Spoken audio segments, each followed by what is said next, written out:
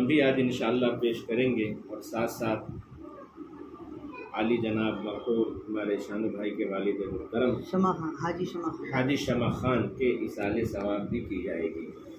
یقیناً ایک نہ ایک دن مرنا ہے، مرنے میں نو ڈاؤٹ کسی کا اختلاف نہیں، چاہے وہ کسی بھی ریلیجین سے وہ انکلوڈ کرتا ہو، چاہے وہ کسی بھی مذہب کا ماننے والا ہو، چاہے کسی مذہب کو وہ مانتا بھی نہ ہو، جسے دہریہ کہتے ہیں، کسی مذہب کا فالوور نہیں، لیکن اتنی بات ضرور یقین کرتا ہے کہ ایک نہ ایک دن مرنا ہے، مرنے میں کسی کا اختلاف نہیں۔ ہاں، but a question arise in some mind, کچھ لوگوں کے ذہن میں ایک سوال پیدا ہوتا ہے کہ مرنا تو ہے، لیکن مرنے کے بعد ہوگا کیا؟ مرنے کے بعد ہم کس طریقے سے زندہ کیے جائیں گے؟ ہمارا حشر نشر کیسے ہوگا؟ مرنے میں تو کسی کا اختلاف نہیں ہے، مرنے کے بعد اختلاف ضرور ہوتا ہے۔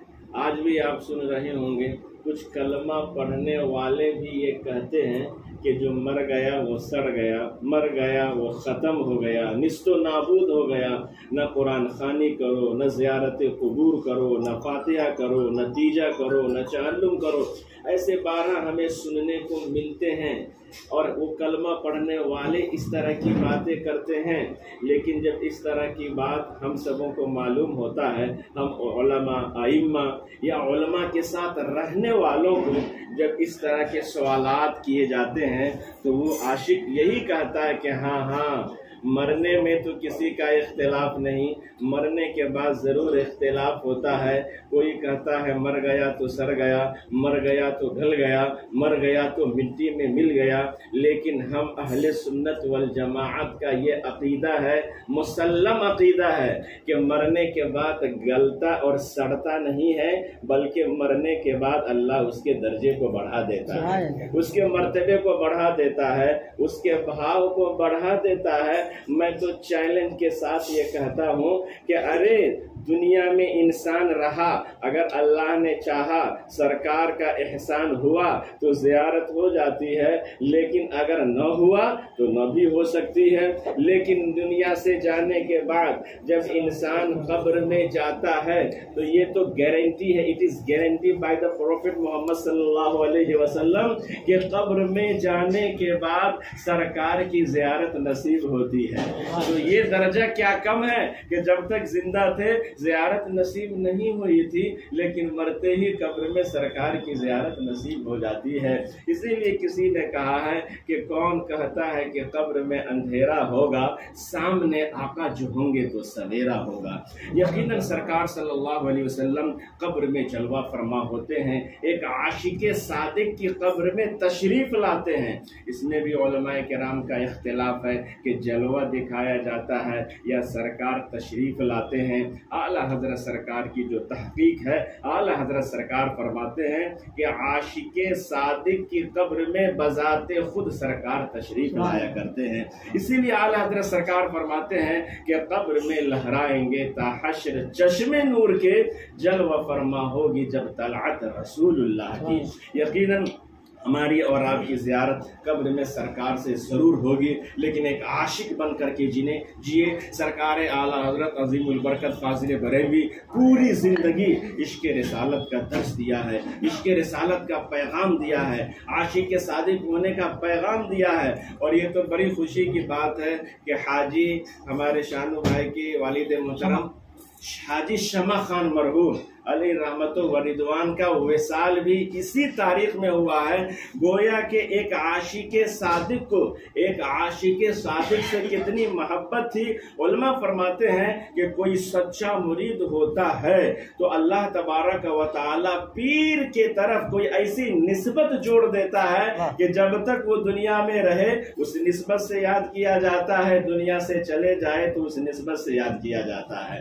تو آج ہی کی تاریخ میں ان کا وصال بھی ہوئی ہے۔ اعلیٰ حضرت سرکار بھی آج ہی کے دن وصال فرمائے، پوری دنیا کو آپ نے عشق رسالت کا درس دیا، پوری دنیا میں یہ ڈنکا بجا دیا کہ اے لوگو، جب تک دنیا میں رہو عشق رسالت اپنے سینے میں بسا کر کے رکھو، عشق رسالت کو عام کرو۔ یقیناً آج اعلیٰ حضرت سرکار کا احسان ہے کہ آج اعلیٰ حضرت سرکار نے ہم پر وہ کرم فرمایا ہے کہ ہم ہندوستان میں دو بزرگوں کا نام بڑی عقیدت سے لیتے ہیں۔ سرکار غریب نواز کا نام بڑی محبت سے لیتے ہیں، سرکار اعلیٰ حضرت کا نام بھی بڑی محبت سے لیتے ہیں۔ دونوں شخصیتوں کا نام ہم بڑی عقیدت سے لیتے ہیں۔ کیوں؟ اس لیے کہ سرکار غریب نواز علیہ رحمت و رضوان ہندوستان میں تشریف لائے اور لاکھوں لوگوں کو کلمہ پڑھا کر کے آپ نے مسلمان بنا دیا ہے۔ یہ تو سرکار غریب نواز کا کردار ہے، لیکن اعلیٰ حضرت سرکار نے اپنی پوری زندگی تصنیف و تالیف کے ذریعے، خطاب کے ذریعے، اپنی تقریر کے ذریعے کروڑوں لوگوں کو کافر ہونے سے بچا لیا ہے۔ آج اگر سرکار اعلیٰ حضرت نہ ہوتے تو پتہ نہیں ہمارا حال کیا ہوتا۔ اس لیے میں ایک آپ کو ٹپس دیتا ہوں، انشاءاللہ آپ پورے یقین کے ساتھ میں یہ کہہ سکتا ہوں کہ جب تک اس ٹپس کو آپ پکڑے رہیں گے آپ کا ایمان کوئی چھین نہیں سکتا ہے، آپ کے ایمان پر کوئی ڈاکہ نہیں ڈال سکتا ہے۔ ورنہ آج آئے دن نئے نئے فتنے جنم لے رہے ہیں، نئے نئے مذہب جنم لے رہے ہیں، جس کو ہمارے باپ دادا نے سنا نہیں وہ آج ہم سن رہے ہیں، ہمارے باپ دادا نے دیکھا نہیں وہ آج ہم دیکھ رہے ہیں۔ تو ایک ٹپس دے کر کے بس میں آپ کو بتا دوں، اور اس ٹپس کو اگر آپ پکڑے رہیں گے تو انشاءاللہ ہمیں امید قوی ہے، بلکہ یقین ہے کہ اللہ تبارک و تعالی آپ کے ایمان کو مضبوط بھی کر دے گا اور آپ کے ایمان کی حفاظت بھی فرمائے گا۔ آج پوری دنیا میں مسلک اعلیٰ حضرت کا نعرہ لگ رہا ہے۔ بہت سارے لوگ یہ بھی اختلاف کرتے ہیں کہ مسلک اعلیٰ حضرت یہ پانچواں مسلک کہاں سے آ گیا، تو اچھی طرح یاد رکھیے مسلک اعلیٰ حضرت یہ کوئی نیا مسلک نہیں ہے، بلکہ مسلک صحابہ کا دوسرا نام مسلک اعلیٰ حضرت ہے، مسلک تابعین کی ترجمانی کا نام مسلک اعلیٰ حضرت ہے۔ یہ وہی مسلک ہے جو صحابہ سے آ رہا تھا۔ مسلک کا اصل معنی ہوتا ہے چلنا، مسلک کا معنی ہوتا ہے راستہ، طریقہ۔ تو جو صحابہ کا طریقہ تھا وہی طریقہ اعلیٰ حضرت نے ہمیں بتایا ہے، اور ہر دور میں حق و باطل کے درمیان فرق کرنے کے لیے ایک نہ ایک کچھ نہ کچھ ایسی علامتیں ہوتی ہے، ایسی نشانی ہوتی ہے جس کی وجہ سے حق و باطل کی پہچان کی جاتی ہے۔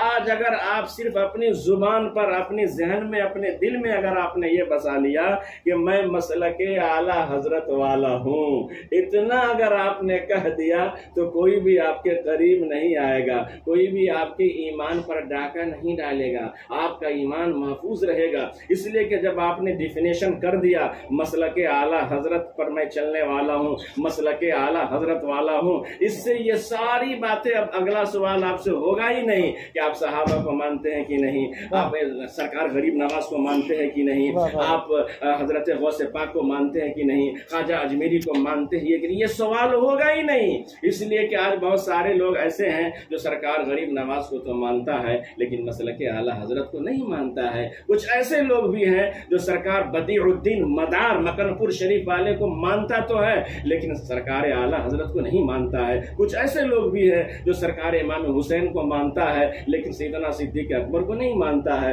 کچھ ایسے بھی ہے جو سیدنا صدیق اکبر کو مانتا ہے مگر امام حسین کو نہیں مانتا ہے۔ یہ ایسے ویسے لوگ ہیں، لیکن اگر آپ نے کہہ دیا کہ میں مسلک اعلیٰ حضرت والا ہوں تو یہ بات بالکل واضح ہو جائے گی کہ یہ صحابہ والا بھی ہے، یہ غوث والا بھی ہے، یہ خواجہ والا بھی ہے، یہ اولیاء اللہ والا بھی ہے، بلکہ میں تو یہ کہتا ہوں سامنے والا یہی کہے گا کہ یہ اللہ والا بھی ہے، یہ رسول اللہ والا بھی ہے۔ اس لیے ہمیشہ اپنے ذہن میں یہ بسا لے کہ میں مسلک اعلیٰ حضرت والا ہوں۔ مسلک اعلیٰ حضرت سرکار کی جب بات آتی ہے اللہ اکبر، اعلیٰ حضرت سرکار کیا تھے میں 2 منٹ میں آپ کو بتا دوں۔ اللہ تبارک و تعالیٰ نے ہندوستان والوں پر احسان کیا تو خالق ارض و سما نے ہندوستان کی سرزمین پر بریلی کی دھرتی میں امام محمد رضا کو پیدا کر دیا۔ اور کیا تھے امام محمد رضا؟ امام محمد رضا پیدا ہونے کے بعد اس طریقے سے آپ نے دین کی خدمت کیا۔ بتایا یہ جاتا ہے کہ پیدائش کے بعد آپ نے جو دین کی خدمت کی تصنیف کے ذریعے، تقریر کے ذریعے، فنون کے ذریعے، اعلیٰ حضرت سرکار رضی اللہ تعالی عنہ جب کتاب لکھنے پر آتے ہیں تو اس وقت تقریباً جس دور میں جتنے بھی علوم مروج تھے، علوم رائج تھے، سارے فنون پر اعلیٰ حضرت سرکار نے کتابیں لکھ دی ہے، چاہے علم فقہ ہو، علم تفسیر ہو، علم حدیث ہو، علم ہندسہ ہو، علم جفر ہو، جو فنون نو اس دور میں لوگ جانتے تھے، اس فن پر بھی اعلیٰ حضرت سرکار نے کتابیں لکھ دی۔ یعنی 14ویں صدی ہجری میں اعلیٰ حضرت سرکار نے ایسا کام کیا کہ پوری دنیا والے آج بھی انہیں یاد کر رہے ہیں کہ وادی رضا کی کوہ ہمالیہ رضا کا ہے، جس سمت دیکھیے وہ علاقہ رضا کا ہے۔ اوروں نے تو لکھا ہے بہت کچھ علم دین پر، لیکن جو کچھ ہے اس صدی میں وہ تنہا رضا کا ہے۔ تو ہم رضا کا نام لیں، رضا سے محبت کریں، انشاءاللہ العزیز اگر آپ رضا سے محبت کرتے رہیں گے تو انشاءاللہ آپ کا ایمان بھی محفوظ رہے گا۔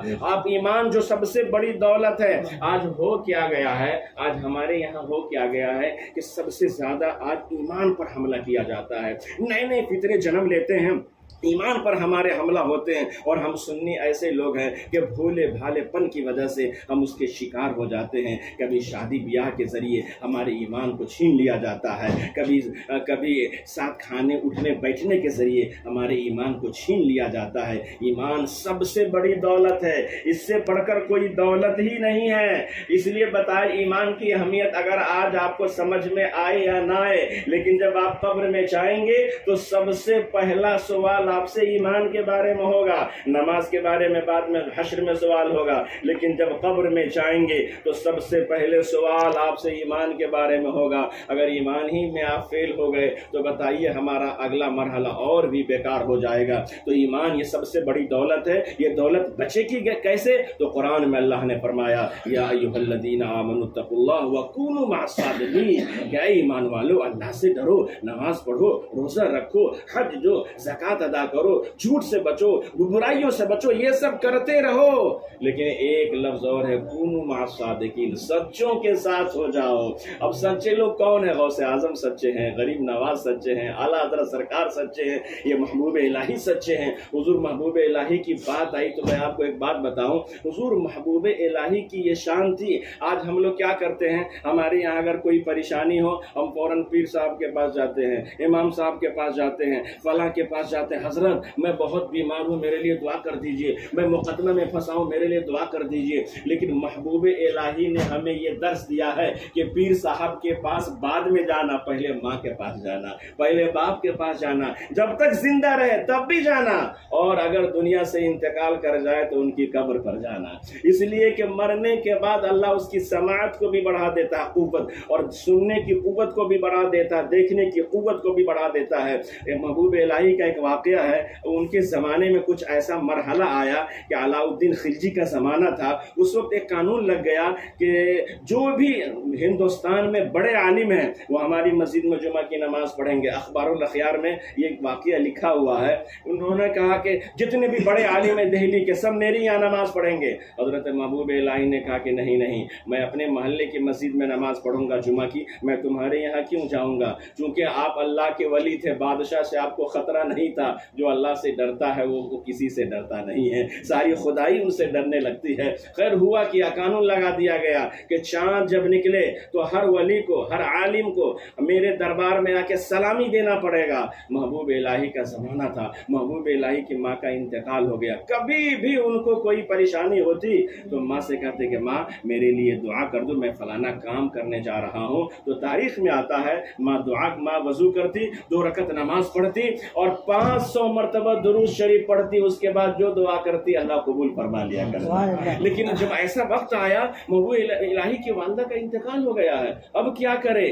چنانچہ تاریخ میں یہ آتا، اخبار الاخیار میں یہ واقعہ لکھا ہے کہ محبوب الہی گئے اپنی والدہ کی قبر پہ۔ والدہ کی ماں باپ کی قبر پہ جانا بھی ثواب کا کام ہے۔ حضور اعلیٰ حضرت نے احکام شریعت میں یہ حدیث شریف نقل کی ہے کہ جس کے ماں مر جائے یا باپ مر جائے یا دونوں میں سے دونوں دنیا سے چلے جائے تو اس کے بیٹا बेटा को चाहिए, बेटी को नहीं, बेटा को चाहिए कि माँ बाप की कब्र पर जाए और कुछ न आता हो तो कम से कम सलाम ही कर ले। फायदा क्या होगा? सरकार फरमाते हैं कि जो औलाद अपनी माँ बाप की कब्र की जियारत के लिए आएगा तो अल्लाह ताला उसे एक हज और एक उम्रे का सवाब देगा। बताइए, उम्रा करने जाए 2 लाख खर्चा हो जाता है, हज करने जाए 5 लाख खर्चा हो जाता है, लेकिन सिर्फ माँ की कब्र पर चले जाएं, बाप की कब्र पर चले जाएं। आज तो लोग जाने भी नहीं दे रहे हैं, आज तो लोग तरह तरह के फतावे लगा रहे हैं, ये शिर्क वो शिर्क, माज़अल्लाह। इससे आप अपने आप को बचाएं, बल्कि आप जाएं। महबूब इलाही के जल्दी से मैं वाक़या बता दूं, टाइम बहुत मुख्तसर है। महबूब इलाही गए अपनी मौला के पास और कहा अब बेटे का आखिरी सलाम कबूल कर लो। सलाम पेश किया और कहा कि ऐसा ऐसा कानून बादशाह ने लगाया है, मुझे पता है मेरे लिए लगाया है कि जो नहीं आएगा उसे कत्ल कर दिया जाएगा, ये कानून मेरे लिए लगाया गया है। गए कब्र पे, कहा माँ बेटे का आखिरी सलाम कबूल कर लो और जो करना है आज ही रात में कर डालो, वरना न बेटा रहेगा न सलाम करने आएगा। उसी किताब में लिखा हुआ है कि सलाम करके आए, जैसे ही घर आए तो बादशाह अलाउद्दीन खिलजी का जो बेटा था कुतुबुद्दीन, उस बादशाह में और उसके वजीर परवेज में हो गई राती में लड़ाई। बादशाह वजीर ने तलवार निकाला और बादशाह को 2 टुकड़े कर दिया। पता क्या चला? वाह वाह, सरकार महबूब इलाही की वालिदा मोहतरमा ने ऐसी दुआ की कि ना बादशाह रहेगा ना मेरा बेटा कत्ल किया जाएगा। तो ये होता है माँ बाप की दुआ का असर। तो इसलिए हम और आपको चाहिए कि माँ बाप से मोहब्बत करें, जब तक दुनिया में रहे उनकी खिदमत करें, उनसे दुआएं ले, इसाले सवाब मरने के बाद करते रहे।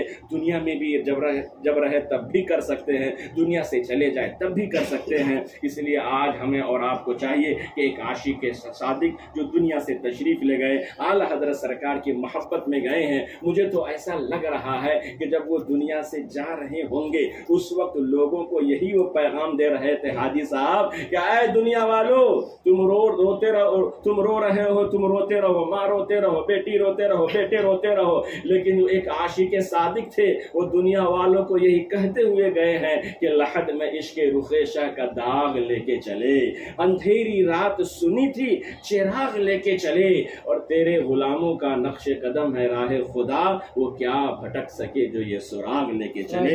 इसलिए मेरे भाइयों, आज हम सबों को भी चाहिए कि आला हजरत से मोहब्बत करें, उनकी तालीमात से मोहब्बत करें। इंशाअल्लाहुल अज़ीज़ जब आप मोहब्बत करते रहेंगे तो इंशाअल्लाह आपकी दुनिया भी अच्छी रहेगी,